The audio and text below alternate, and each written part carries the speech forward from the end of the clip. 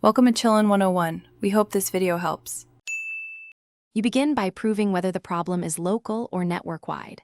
First, try another site and another device to isolate the issue. Once done, restart your computer and the router, power off, wait 30 seconds, power on to clear transient faults.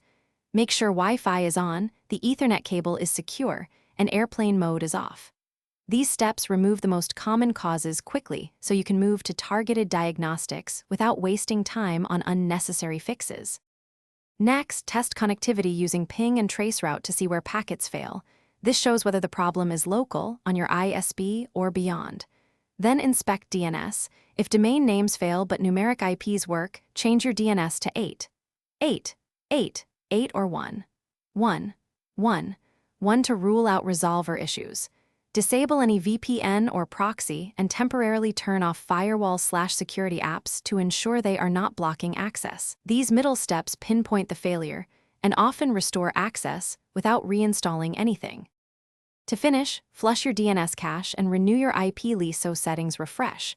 On Windows, use ipconfig commands. On Mac, use dscacheutil and network setup. Update network drivers and firmware if available, then follow a modem router restart sequence to clear carrier sessions.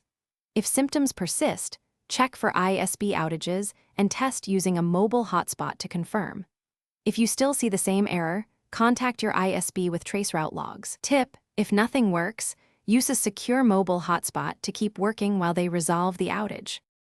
Thanks for watching. Consider subscribing if we helped you.